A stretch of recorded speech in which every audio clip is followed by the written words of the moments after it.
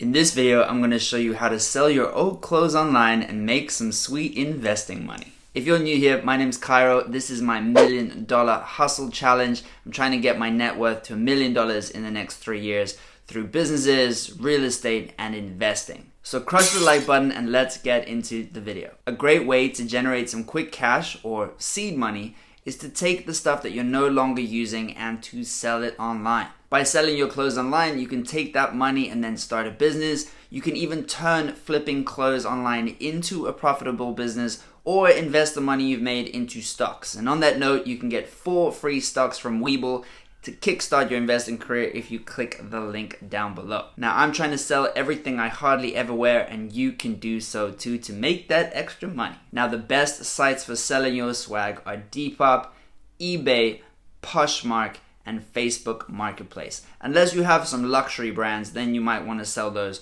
on specific niche luxury sites like Vestiaire and whatnot. I'll just give you a quick overview of the different listing sites. Now, both Depop and eBay have a similar structure when it comes to payouts.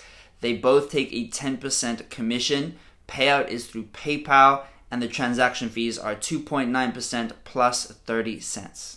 Shipping can either be prepaid or it can be DIY. Poshmark is a little different. They take a 20% commission on items under $15, and for items over $15, they take $2.95. Now, payment method is by direct deposit, and in terms of shipping, they send you a prepaid shipping label. And lastly, there's Facebook Marketplace, and it is free to list your items there. The reason being is that Facebook is placing ads all over the marketplace, and that's how they're making their money. Let's talk about how to price your item. Now, this varies massively depending on the item, depending on the quality of the item, and also depending on how much and how badly you want to get rid of it. If it's something that you're desperate to get rid of, you're likely to be willing to accept a much lower price or even to just donate it. But if it's something that you quite like and you'd only want to sell for the right price, then obviously pricing plays a much bigger factor. I'd suggest to do some research first on the listing that you're wanting to sell on to see what similar items are priced at. This will give you a good idea of how much to charge for your item. Some vintage items might be able to be marked up massively, while some more recent items might need discounting 30 to 70%. Probably around the 50% mark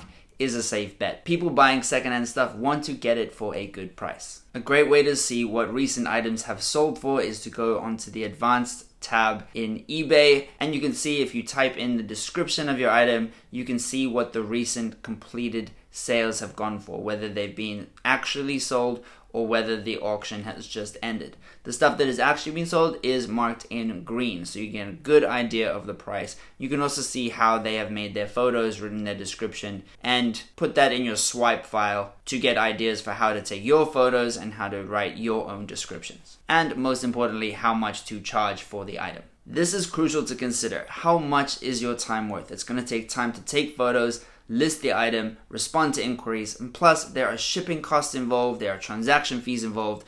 So I recommend you figure out what is the lowest net return that you are willing to get for listing this item.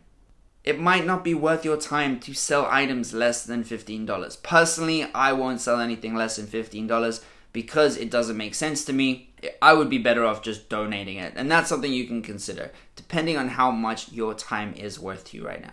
Listing the swag. Alright, first up, when making your listing, you need to have quality photos. That is essentially what is going to make or break your ability to sell this piece of clothing. Now, you don't need to swipe the photos that the original brand was using. You are better off using your own photos, but take them in good lighting. Natural daylight is always a great thing. Try and avoid excessive shadows. Make sure that the item is presented in a way that would make you want to buy it. Put yourself in the shoes of the potential buyer always. That goes with writing your description, and that goes with taking your photos.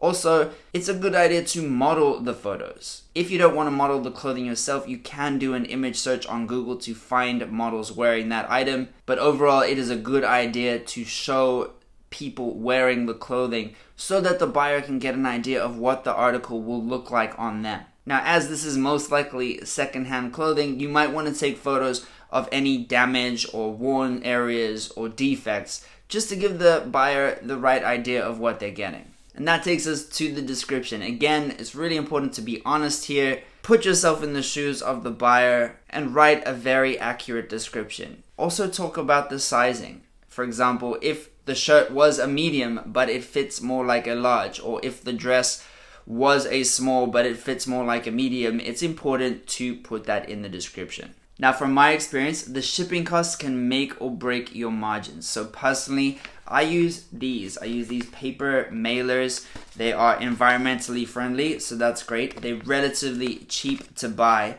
and they surprisingly fit a lot of stuff. So if you're selling t-shirts, I fit up to XXL in this little packet, which is kind of amazing. Obviously, from small to XXL, a t-shirt can fit in here. Shirts can fit in here. Dresses can fit in here. And then when mailing them, they're obviously not too thick, so they fit as like a large letter, so you're not paying for a small parcel. Therefore, you save on your shipping costs. Obviously, for larger items like shoes or jackets or hoodies, you're going to need a larger packet. Just for reference, this one is an LB2 from lilpackaging.com. Not sponsored. Be pretty weird to get sponsored by a packaging company, but little bag, if you're watching, hook me up. Now, this video is mainly about selling your own old clothing, but you can also turn this into a proper side hustle. You can go to thrift stores and charity shops and source old clothing and then resell it online using a lot of the information that I gave you here. Being mindful of your photos, mindful of your description, figuring out which platform you want to sell on. And people are making quite a lot of money from this reselling side hustle, especially if the items are unique and vintage looking. Now, one more helpful tip is that if people are seriously undercutting you and they are offering you maybe 10% of the price that you've got it listed at, just ignore those people. They're not going to meet you in the middle. There's no point if they're offering $10 for a $100 listed jacket. They're not going to meet you anywhere in the middle. So it's better to not waste your time. Just ignore those people completely. Now, if I've forgotten anything, let me know down in the comments if you've sold some of your clothing before and you have any other tips for us. And remember, you can get 4 free stocks when you deposit $100 with your Webull account. So that's free money, and I'm all about free money. If you're not in the US, you can click down below in the description and get a free stock on Trading 212 if you're in the UK or Europe. Now, I hope this video was helpful. If it was, crush the like button and subscribe. I'm making videos every Monday, Wednesday, and Friday. Watch these videos next. I'll see you in the next one, and let's hustle together.